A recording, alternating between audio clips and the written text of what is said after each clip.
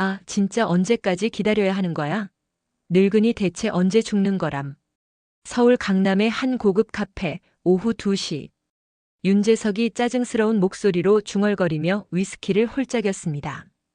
45살의 그는 아버지 회사의 이사직을 맡고 있었지만 진짜 권력은 여전히 아버지 윤만호 회장이 쥐고 있었죠. 맞은편에 앉은 윤혜진이 냉소적으로 웃었습니다. 오빠, 그래도 목소리는 좀 낮춰. 혹시 모르잖아. 뭘 혹시 몰라. 다들 속으로 같은 생각하고 있을 거야. 윤재석이 잔을 탁 내려놓으며 말했습니다. 병원 신세까지 지면서 언제까지 버틸 거야?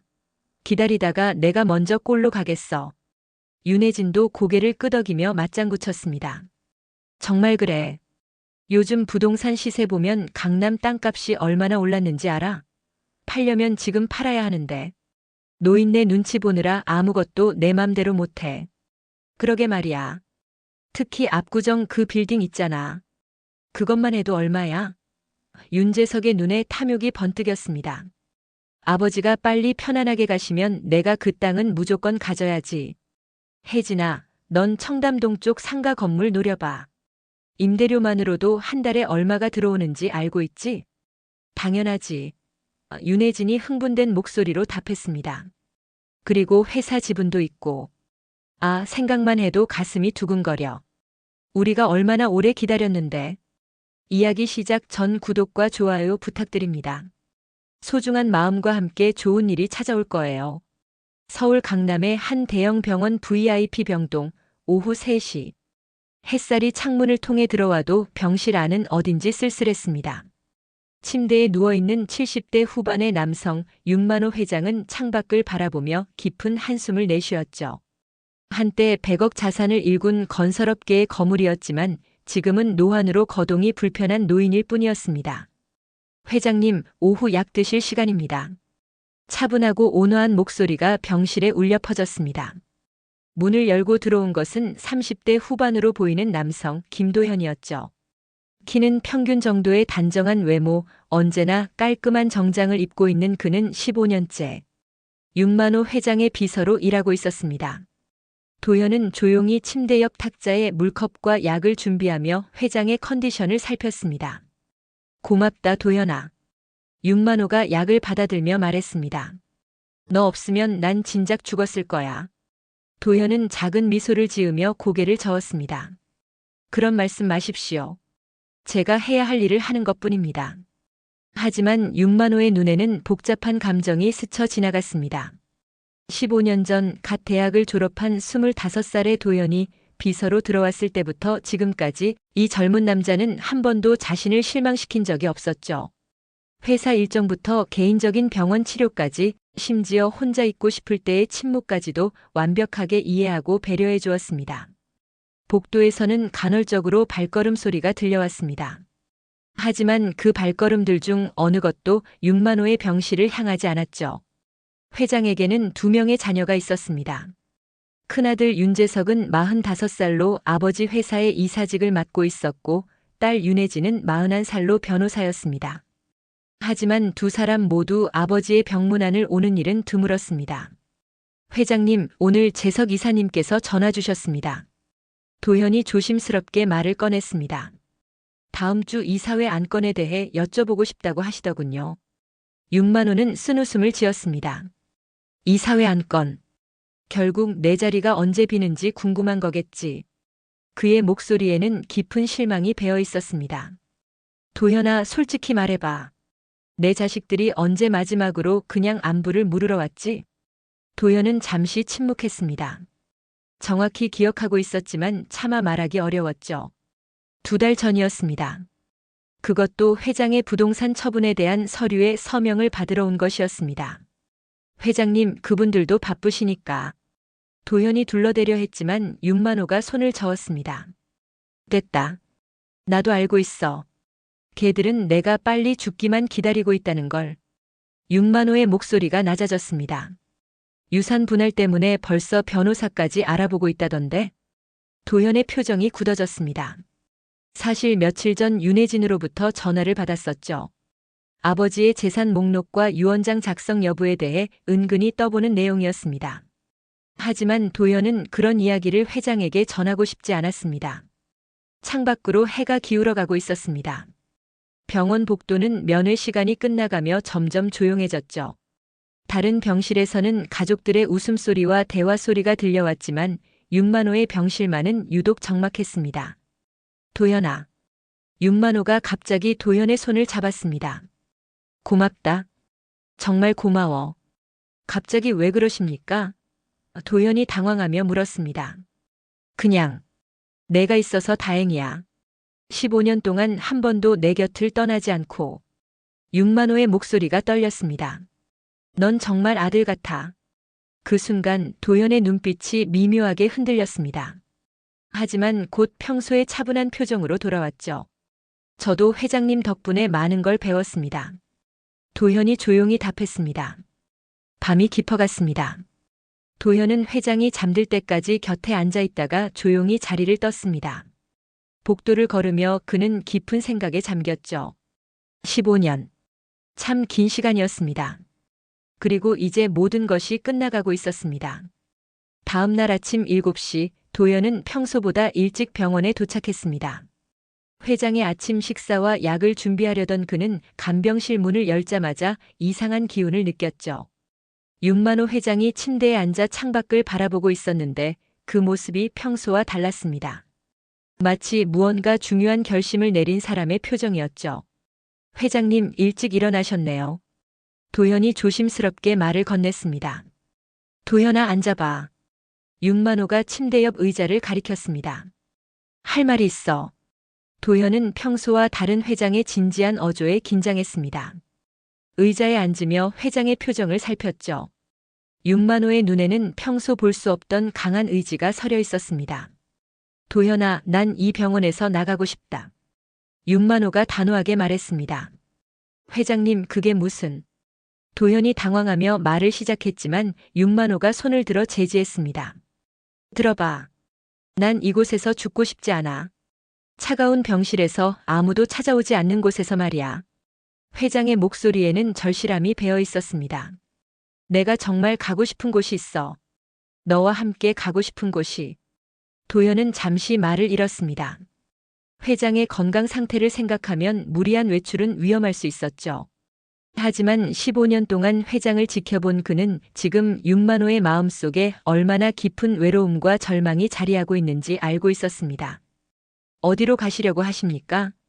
도연이 조심스럽게 물었습니다. 윤만호의 눈에 그리움이 스쳤습니다. 부산 앞바다가 보이는 작은 마을이 있어. 내가 어렸을 때 할머니와 함께 살던 곳이야. 거기서 마지막 시간을 보내고 싶어. 하지만 회장님의 건강 상태를 생각하면. 도연이 걱정스럽게 말했지만 윤만호가 고개를 저었습니다. 도연아, 난 이미 결심했어. 어차피 시간이 많지 않다는 걸 우리 둘 다 알고 있잖아. 회장의 목소리가 낮아졌습니다. 의사가 뭐라고 했는지 너도 들었을 거야. 길어야 몇 달. 도연은 가슴이 먹먹해졌습니다. 지난주 담당 의사와의 면담에서 들은 이야기가 떠올랐죠. 윤만호의 병은 이미 상당히 진행된 상태였고 적극적인 치료를 받아도 완치는 어려운 상황이었습니다. 그곳에서 정말 마지막을 맞이하시려는 겁니까? 도연이 떨리는 목소리로 물었습니다. 윤만호는 고개를 끄덕였습니다. 그래. 그리고 도연아, 너에게 부탁이 있어. 그는 침대 옆 서랍에서 봉투 하나를 꺼냈습니다. 내가 죽거든 이 편지를 내 가족들에게 전해줘. 도연은 떨리는 손으로 봉투를 받았습니다. 겉봉에는 가족에게라고 회장의 친필로 적혀 있었죠. 하지만 그 전에는 절대 열어보지 마. 윤만호가 진지하게 말했습니다. 그리고 가족들에게는 우리가 어디로 갔는지 알리지 마. 그들이 찾아와서 마지막 순간까지 시끄럽게 하는 건 원하지 않아. 도연은 복잡한 심정이었습니다. 회장의 마지막 소원을 들어드리고 싶었지만 동시에 무책임한 일이 될 수도 있다는 생각이 들었죠. 하지만 윤만호의 간절한 눈빛을 보자 거절할 수 없었습니다. 알겠습니다. 준비하겠습니다. 도연이 결심을 굳히며 말했습니다. 윤만호의 얼굴에 안도의 표정이 스쳤습니다. 고맙다 도연아. 정말 고마워. 그날 오후 도연은 은밀하게 모든 준비를 마쳤습니다. 회장의 약과 의료기구들을 챙기고 부산행 차량을 준비했죠. 병원 측에는 잠시 다른 병원으로 전원한다고 둘러댔습니다. 해가 질 무렵 두 사람은 조용히 병원을 빠져나왔습니다. 윤만호는 휠체어에 앉아 있었지만 그의 표정은 몇 달 만에 처음으로 밝아 보였죠. 병원 로비를 지나며 그는 뒤돌아보지 않았습니다. 도현아, 정말 괜찮은 거지? 차에 오르며 윤만호가 마지막으로 물었습니다. 네, 회장님. 제가 모든 걸 책임지겠습니다. 도현이 단호하게 답했습니다. 차가 병원을 떠나며 서울의 야경이 창밖으로 흘러갔습니다. 윤만호는 창밖을 바라보며 작은 웃음을 지었죠. 15년 만에 처음으로 자신의 의지로 선택한 길이었습니다. 도현아, 미안하다. 너까지 이런 일에 휘말리게 해서. 회장님, 그런 말씀 마십시오. 저는 회장님과 함께 하고 싶습니다. 도현의 목소리에는 진심이 담겨 있었습니다. 두 사람을 태운 차는 밤새 남쪽으로 달렸습니다. 그들이 향하는 곳은 윤만호의 어린 시절 추억이 깃든 바닷가 마을이었죠. 그리고 그곳에서 예상치 못한 진실이 그들을 기다리고 있었습니다.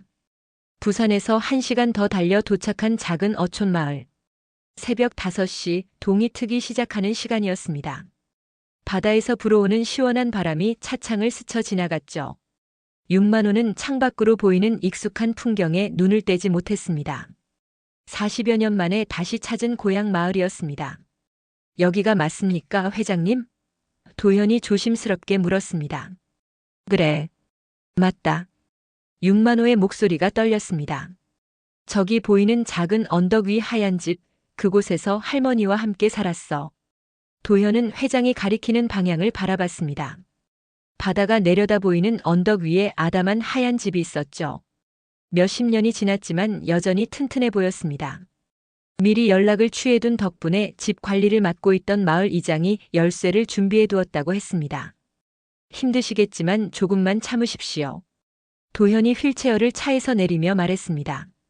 윤만호를 휠체어에 앉힌 후 도현은 천천히 언덕길을 올라갔습니다.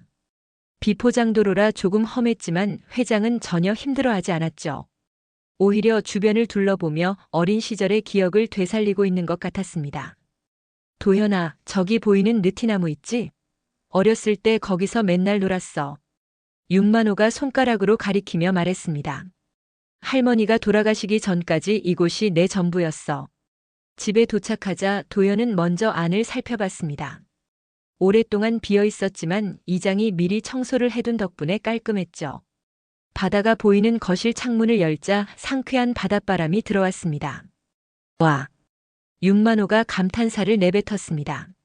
정말 오랜만이야. 이 바다 냄새, 이 바람.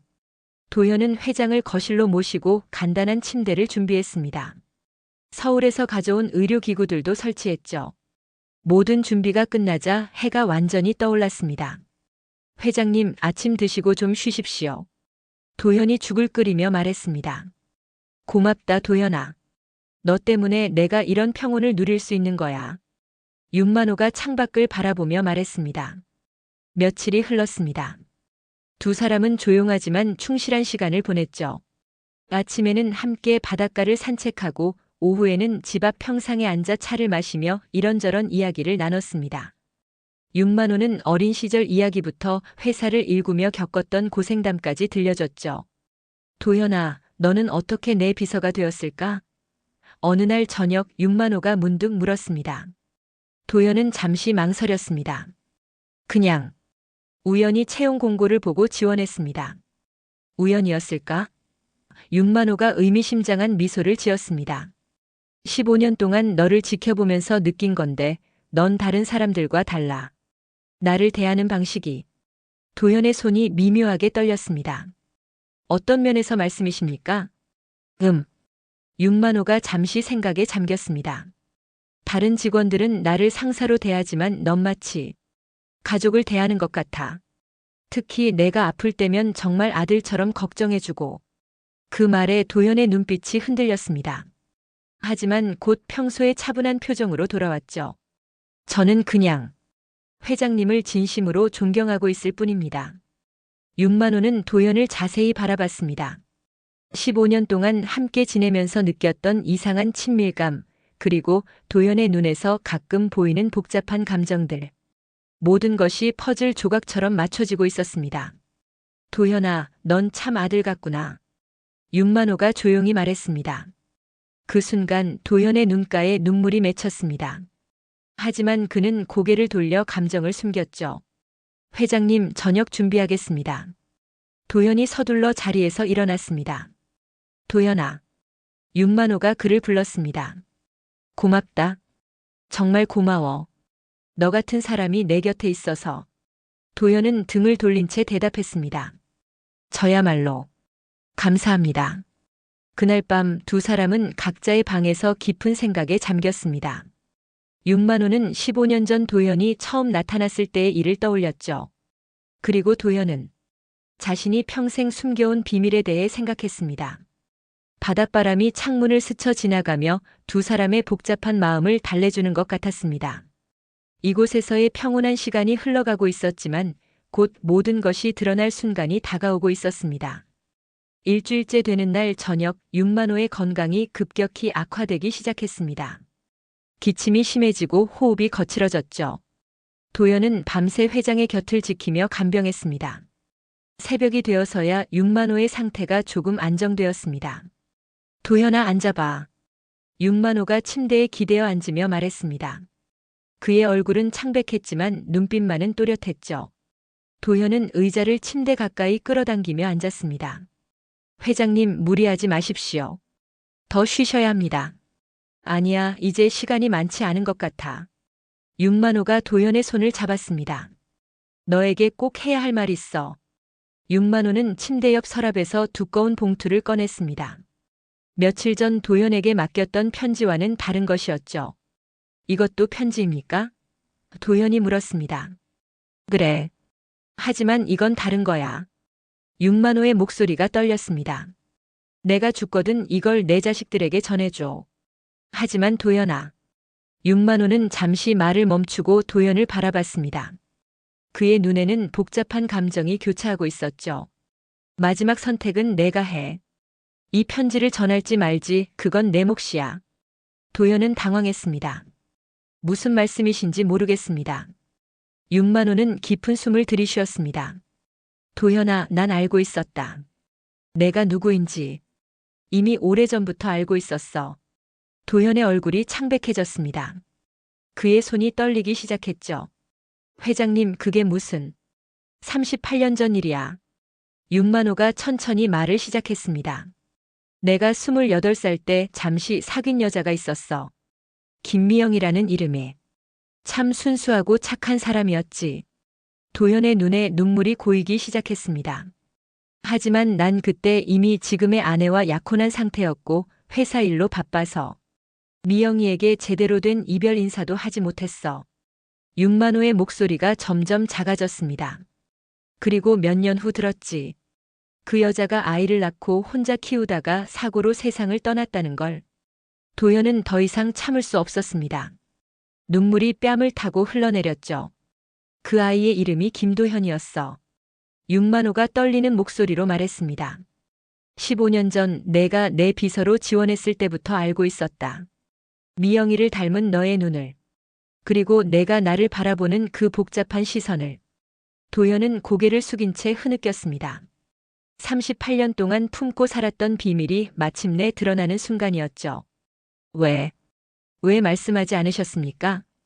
도연이 떨리는 목소리로 물었습니다. 미안했어. 너무 미안했어. 윤만호도 눈물을 흘리기 시작했습니다. 내 어머니에게 그리고 너에게 아버지 역할을 제대로 해주지 못해서. 저는 도연이 말을 시작했지만 목이 메어 계속할 수 없었습니다. 넌 어떻게 알았지? 내가 내 아버지라는 걸? 윤만호가 물었습니다. 도연은 한참 후에야 대답할 수 있었습니다. 어머니가 돌아가시기 전에 말씀해 주셨습니다. 아버지의 이름과 회사를. 하지만 복수하러 온 건 아니었습니다. 그럼 왜? 그냥 아버지가 어떤 분인지 알고 싶었습니다. 가까이서 지켜보고 싶었어요. 도연의 목소리가 더욱 떨렸습니다. 그런데 15년을 함께 지내면서 정말 아버지처럼 느껴졌습니다. 윤만호는 도현을 끌어안았습니다. 38년 만에 처음으로 아들을 품에 안는 순간이었죠. 미안하다, 도현아. 정말 미안하다. 윤만호가 도현의 등을 토닥이며 말했습니다. 아니에요. 아버지. 도현이 처음으로 그렇게 불렀습니다. 저는 행복했습니다. 이렇게라도 아버지와 함께 할 수 있어서. 두 사람은 한참 동안 그렇게 껴안고 있었습니다. 바닷바람이 창문을 통해 들어와 그들의 눈물을 말려주는 것 같았죠. 도현아, 그 편지에는 모든 진실이 담겨 있어. 윤만호가 봉투를 다시 도현에게 건네며 말했습니다. 내 재산을 어떻게 처리할지, 그리고 내가 내 아들이라는 사실까지. 모든 것이. 도현은 떨리는 손으로 편지를 받았습니다. 정말 이걸 전해야 할까요? 그건 내가 결정해라. 윤만호가 도현의 어깨에 손을 올렸습니다. 난 너를 믿어. 15년 동안 너를 지켜본 결과야. 그날 밤 부자는 처음으로 진짜 가족이 되었습니다. 늦었지만 그들에게는 충분히 소중한 시간이었죠. 하지만 운명의 시계는 계속 흘러가고 있었습니다. 그로부터 사흘 후 윤만호의 상태는 급격히 악화되었습니다. 호흡이 불규칙해지고 의식이 흐릿해지는 시간이 늘어났죠. 도현은 한시도 아버지 곁을 떠나지 않고 간병했습니다. 이제야 아버지라고 부를 수 있게 된 그 소중한 존재를 잃고 싶지 않았습니다. 아버지, 물 좀 드시겠어요? 도현이 작은 스푼으로 물을 떠서 윤만호의 입가에 갖다 댔습니다. 윤만호는 간신히 고개를 끄덕이며 물을 조금 마셨습니다. 도현아, 고맙다. 말씀하세요. 제가 해야 할 일입니다. 도현이 아버지의 이마에 젖은 수건을 올려주며 말했습니다. 아니야. 넌 이미 충분히 해줬어. 윤만호의 목소리는 점점 작아지고 있었습니다. 15년 동안 정말 고생 많았다. 바깥으로는 파도 소리가 끊임없이 들려왔습니다. 윤만호가 어린 시절을 보낸 이곳에서 그는 마지막 시간을 보내고 있었죠. 창문 너머로는 석양이 바다를 붉게 물들이고 있었습니다. 도현아, 창문 좀 열어줄래? 윤만호가 간신히 말했습니다. 도현은 창문을 활짝 열었습니다. 시원한 바닷바람이 방 안으로 들어왔죠. 윤만호는 그 바람을 깊이 마시며 작은 미소를 지었습니다. 참 좋구나. 이 바다 냄새. 그가 중얼거렸습니다. 도현아, 내가 죽으면 이곳에 묻어줘. 할머니 곁에. 아버지, 그런 말씀 마세요. 도현의 목소리가 떨렸습니다. 도현아. 윤만호가 아들의 손을 잡았습니다. 그의 손은 차가워지고 있었죠. 내가 너에게 해주지 못한 것들이 너무 많아. 미안하다. 아닙니다. 아버지는 저에게 정말 많은 걸 해주셨어요. 도현이 눈물을 흘리며 말했습니다. 일하는 법도 사람 대하는 법도 책임감도 모든 걸 가르쳐 주셨어요. 그래도 아버지로서 해줘야 할 것들이 있었는데 윤만호의 눈에도 눈물이 맺혔습니다. 생일도 챙겨주지 못했고 아플 때 곁에 있어주지도 못했고 아버지. 도현이 아버지의 손을 두 손으로 감쌌습니다. 저는 정말 행복했습니다. 이렇게라도 아버지와 함께 할 수 있어서. 윤만호는 도현을 바라보며 말했습니다. 넌 정말 좋은 아들이야. 재석이나 혜진이보다 훨씬. 진짜 내 아들 같아. 저도 아버지를 정말 사랑합니다. 도현이 처음으로 그 말을 했습니다. 그 순간 윤만호의 얼굴에 평화로운 미소가 번졌습니다. 고맙다, 아들아. 정말 고마워. 밤이 깊어갔습니다. 도현은 아버지의 침대 곁에 의자를 놓고 앉아서 그의 손을 잡고 있었죠. 윤만호의 호흡은 점점 약해지고 있었습니다. 도현아. 윤만호가 간신히 입을 열었습니다. 편지. 잊지 마. 내 아버지. 걱정 마세요. 그리고 너 자신을 위해서도 살아야 해. 이제 자유롭게. 윤만호의 말이 끊어졌습니다. 그의 호흡이 점점 얕아지고 있었죠. 새벽 3시 바다에서 불어오는 바람이 잠시 멈춘 순간 윤만호는 조용히 눈을 감았습니다. 그의 얼굴에는 평온한 미소가 남아 있었죠. 아버지. 도현이 목이 메어 부르짖었습니다. 아버지. 하지만 대답은 없었습니다. 파도 소리만이 정막을 깨트릴 뿐이었죠. 도연은 한참 동안 아버지의 손을 잡고 울었습니다. 38년 만에 만난 아버지와의 작별이었습니다. 비록 짧은 시간이었지만 그 시간은 도연에게 평생 잊을 수 없는 소중한 기억이 되었죠. 해가 뜨기 시작했습니다. 새로운 하루가 시작되었지만 도연에게는 모든 것이 끝난 것 같았습니다. 하지만 그는 아버지가 마지막으로 맡긴 임무가 남아있다는 것을 기억했죠. 도연은 침대 옆에 놓인 2개의 편지 봉투를 바라봤습니다. 이제 그가 결정해야 할 시간이었습니다. 아버지의 마지막 뜻을 어떻게 처리할 것인지. 바깥으로는 어부들이 고기잡이를 나가는 소리가 들려왔습니다. 평범한 하루가 시작되고 있었지만 도연의 인생에서는 완전히 새로운 장이 열리려 하고 있었습니다. 일주일 후 서울. 윤만호 회장의 부고 소식이 전해지자 재계는 물론 언론까지 들썩였습니다. 하지만 정작 가족들의 반응은 차가웠죠. 큰아들 윤재석과 딸 윤혜진은 장례식장에 나타나지 않았습니다. 그들은 아버지가 어디서 어떻게 세상을 떠났는지에 대해서는 관심이 없었고 오직 유산 분할에만 신경을 쓰고 있었습니다. 장례식장에는 회사 임직원들과 몇몇 지인들만이 참석했습니다. 도연은 상주 자리에 앉아 조문객들을 맞았죠. 그의 얼굴은 창백했지만 의연했습니다. 15년 동안 비서로 일했던 그가 회장의 마지막을 책임지는 것이 당연해 보였습니다. 정말 고생 많으셨습니다. 회사 상무가 도연에게 인사를 건넸습니다. 회장님께서 도연 비서님을 얼마나 아끼셨는지 우리 모두 알고 있습니다. 감사합니다. 도연이 고개를 숙이며 답했습니다. 하지만 마음 한편으로는 복잡한 감정이 교차하고 있었습니다. 사람들은 모두 그를 단순한 비서로만 생각하고 있었죠. 아무도 그가 회장의 친아들이라는 사실을 알지 못했습니다. 3일장을 마친 후 도연은 윤만호의 자녀들에게 연락을 취했습니다. 아버지가 남긴 편지를 전달해야 했기 때문이었죠. 뭐? 아버지가 편지를 남겼다고? 윤재석이 전화기 너머로 말했습니다. 그럼 유원장 말이야? 빨리 가져와. 며칠 후 윤재석과 윤혜진은 아버지의 사무실에서 만났습니다. 도현이 그들을 기다리고 있었죠. 탁자 위에는 2개의 봉투가 놓여 있었습니다. 이게 아버지가 남긴 편지입니까? 윤혜진이 날카로운 목소리로 물었습니다. 네. 회장님께서 마지막에 가족들에게 전해달라고 하셨습니다. 도현이 조심스럽게 답했습니다. 윤재석이 성급하게 첫 번째 봉투를 열었습니다. 그 안에는 간단한 메모가 들어있었죠. 가족들에게 나의 모든 재산은 김도현에게 상속한다. 그가 나보다 더 나은 사람이기 때문이다. 윤만호. 뭐야 이게? 윤재석이 소리를 질렀습니다. 아버지가 정신이 나갔나? 왜 비서한테 재산을 물려준다는 거야? 윤혜진도 편지를 읽고는 얼굴이 새파랗게 질렸습니다. 이건 말이 안 돼. 법적으로 무효야. 도현 씨, 이게 정말 우리 아버지가 쓴 거 맞습니까? 도현은 아무 말 하지 않고 2번째 봉투를 그들 앞에 놓았습니다. 이것도 함께 보시라고 하셨습니다.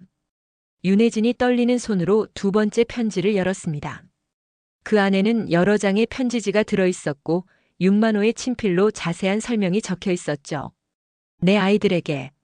너희들이 이 편지를 읽고 있다면 나는 이미 세상을 떠났을 것이다. 너희들에게 충격적인 사실을 알려줘야 한다. 김도연은 단순한 비서가 아니다. 그는 내 아들이다. 윤재석과 윤혜진은 동시에 편지를 쳐다봤습니다. 믿을 수 없다는 표정이었죠. 편지는 계속되었습니다. 38년 전 내가 너희 어머니와 결혼하기 전에 만난 여인이 있었다. 김미영이라는 이름의 그 여인은 도연을 낳고 혼자 키우다가 사고로 세상을 떠났다. 도연은 15년 전부터 내 곁에서 일해왔다. 처음에는 그가 내 아들인 줄 몰랐지만 시간이 지나면서 알게 되었다. 거짓말이야. 윤재석이 소리쳤습니다. 이런 게 말이 돼? 하지만 편지에는 더 충격적인 내용이 적혀 있었습니다. 너희들은 내가 죽기만을 기다렸다. 병문안 한 번 제대로 오지 않으면서 유산 분할만 신경 썼다. 하지만 도연은 달랐다. 15년 동안 한 번도 내 곁을 떠나지 않았고 진심으로 나를 돌봐주었다. 그가 내 친아들이라는 것을 알기 전부터 그랬다. 윤혜진의 손이 떨렸습니다. 아버지가 정말로 이런 사람이 있다는 걸 알고 계셨다는 거야? 도현은 여전히 침묵을 지키고 있었습니다. 그의 얼굴에는 복잡한 감정이 스쳐 지나갔죠. 편지의 마지막 부분이었습니다. 내 모든 재산과 회사 지분은 김도현에게 상속한다. 그는 너희들보다 훨씬 더 나은 사람이며 내가 자랑스러워하는 진짜 아들이다. 법적인 절차는 이미 완료되었다. 이것이 내 최종 의사이며 누구도 번복할 수 없다. 방안은 정적에 휩싸였습니다. 윤재석과 윤혜진은 믿을 수 없다는 표정으로 편지를 다시 읽고 또 읽었습니다. 이건 받아들일 수 없어. 윤재석이 책상을 내리치며 소리쳤습니다. 그때 도현이 처음으로 입을 열었습니다. 저도 이런 결과를 원했던 건 아닙니다. 그럼 포기해. 윤혜진이 날카롭게 말했습니다. 당신이 포기하면 돼. 하지만 도현은 고개를 저었습니다. 그럴 수는 없습니다. 이것은 아버지의, 회장님의 마지막 뜻이니까요. 그 순간 38년 동안의 비밀이 마침내 세상에 드러났습니다. 편지의 내용이 알려진 후 며칠 동안 윤재석과 윤혜진은 믿을 수 없다는 반응을 보였습니다.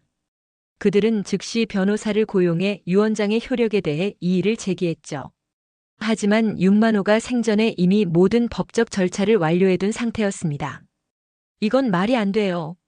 윤혜진이 변호사 사무실에서 소리쳤습니다. 갑자기 나타난 사생아 때문에 우리가 모든 걸 잃는다는 게. 하지만 유 원장은 법적으로 완벽합니다. 변호사가 조심스럽게 말했습니다. 필적 감정도 마쳤고 증인도 있고 번복하기 어려울 것 같습니다. 윤재석이 주먹을 불끈 쥐었습니다. 그럼 우리는 손 놓고 있어야 한다는 말이야? 평생 모르고 살던 형이 갑자기 나타나서. 그들의 분노는 곧 언론을 통해 세상에 알려졌습니다. 누군가가 언론에 제보한 것이죠. 다음 날 아침 모든 신문의 헤드라인에는 충격적인 소식이 실렸습니다. 100억 회장의 숨겨진 아들 15년 간비서로 일하며 전 재산 상속받아. 언론은 연일 이 사건을 다뤘습니다. 기자들은 도현을 찾아다니며 인터뷰를 요청했고 윤만호의 과거 연인에 대한 정보를 캐내려 했죠. 하지만 도현은 모든 인터뷰 요청을 거절하고 조용히 지냈습니다. 일주일 후 더 이상 침묵을 지킬 수 없게 된 도현은 기자회견을 열기로 결심했습니다. 수많은 기자들이 몰린 호텔 회의실에서 그는 담담한 표정으로 마이크 앞에 섰습니다. 안녕하십니까? 김도현입니다. 그의 목소리는 떨리지 않았습니다. 많은 분들이 궁금해하시는 것들에 대해 말씀드리겠습니다. 플래시가 터지고 기자들이 메모를 준비했습니다. 먼저 말씀드리고 싶은 것은 저는 처음부터 상속을 목적으로 회장님 곁에 있었던 것이 아니라는 점입니다. 도현이 천천히 말했습니다. 제 어머니 김미영은 제가 어렸을 때 돌아가시면서 아버지에 대한 이야기를 해주셨습니다. 하지만 저는 복수나 돈을 위해서가 아니라 단순히 아버지가 어떤 분인지 알고 싶어서 회사에 들어갔습니다. 기자 한 명이 손을 들었습니다. 그럼 윤 회장님은 언제부터 당신이 아들이라는 것을 알고 계셨나요? 15년 전부터 알고 계셨다고 하십니다. 도현이 답했습니다. 하지만 저에게 직접 말씀해 주신 것은 돌아가시기 며칠 전이었습니다. 상속에 대해서는 어떻게 생각하십니까? 도현은 잠시 침묵했습니다. 그의 눈에 눈물이 맺혔죠. 솔직히 말씀드리면 저는 돈이 중요하지 않았습니다. 그가 떨리는 목소리로 말했습니다. 15년 동안 회장님 곁에서 일하면서 저는 그분이 누구든 상관없이 진심으로 모시고 싶었습니다. 하지만 마지막에 아버지라고 부를 수 있었던 것, 그것만으로도 저에게는 충분했습니다. 회의실이 조용해졌습니다. 기자들조차 도현의 진심 어린 말에 잠시 숨을 죽였죠. 윤재석, 윤혜진 씨와는 어떤 관계를 유지하실 건가요? 그분들은 제 형과 누나입니다. 도현이 단호하게 말했습니다. 비록 지금은 갈등이 있지만 저는 가족이라고 생각합니다. 언젠가는 이해해 주시리라 믿습니다. 마지막으로 상속받은 재산을 어떻게 사용하실 계획인가요? 도현은 깊은 숨을 쉬었습니다. 회장님께서 평생 이루고자 했던 일들을 계속하고 싶습니다. 그리고 그가 잠시 말을 멈췄습니다. 저처럼 아버지 없이 자란 아이들을 도울 수 있는 일을 하고 싶습니다. 기자회견이 끝난 후 도현의 인터뷰 영상은 전국에 방송되었습니다. 많은 사람들이 그의 진심에 감동했고 일부는 그를 비판하기도 했죠. 하지만 도현은 더 이상 숨지 않았습니다. 그날 저녁 예상치 못한 전화가 걸려왔습니다. 윤혜진이었습니다. 도현 씨. 아니, 오빠. 그녀의 목소리는 많이 달라져 있었습니다. 오늘 기자회견 봤어요. 그리고 생각해봤는데 아버지가 왜 그런 선택을 하셨는지 알 것 같아요. 도현은 놀랐습니다. 혜진 씨. 미안해요. 정말 미안해요. 윤혜진의 목소리가 떨렸습니다. 우리가 정말 나쁜 자식들이었구나. 그 순간 진짜 가족이 되어가는 첫걸음이 시작된 것 같았습니다. 윤혜진의 전화를 받은 후 며칠이 지났습니다. 도현은 그녀의 갑작스러운 태도 변화에 대해 의구심을 품고 있었죠. 15년 동안 회장의 비서로 일하면서 사람을 보는 눈이 생긴 그였습니다. 윤혜진의 목소리에서 진심보다는 계산이 느껴졌습니다. 며칠 후 윤재석에게서도 연락이 왔습니다. 도현아, 우리 한번 만나서 이야기하자. 가족끼리 이렇게 싸우는 건 아버지가 원하시는 것도 아닐 거야. 도현은 그들의 요청에 응해 만나기로 했습니다. 하지만 혹시 모를 상황에 대비해 변호사와 함께 자리에 나갔죠. 윤재석과 윤혜진은 평소와 달리 친화적인 모습으로 도현을 맞았습니다. 카페에 마주 앉은 그들은 마치 화목한 가족처럼 보였죠. 도현아, 우리가 너무 감정적으로 대했던 것 같아. 윤재석이 미소를 지으며 말했습니다. 아버지의 뜻이라면 우리도 받아들여야지. 맞아요, 오빠. 윤혜진도 동조했습니다. 기자회견 보니까 정말 진심이 느껴지더라고요. 우리가 잘못 생각했어요.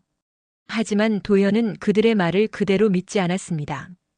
대신 조심스럽게 말했죠. 고맙습니다. 하지만 갑작스러운 변화라 당황스럽네요. 그럴 만하지. 윤재석이 고개를 끄덕였습니다. 사실 우리도 많이 반성했어. 그런데 도현아, 한 가지 제안이 있는데. 드디어 본색이 드러나기 시작했습니다. 뭔가요? 도현이 물었습니다. 아무래도 내가 회사 경영을 혼자서 하기엔 부담스러울 것 같아서 말이야.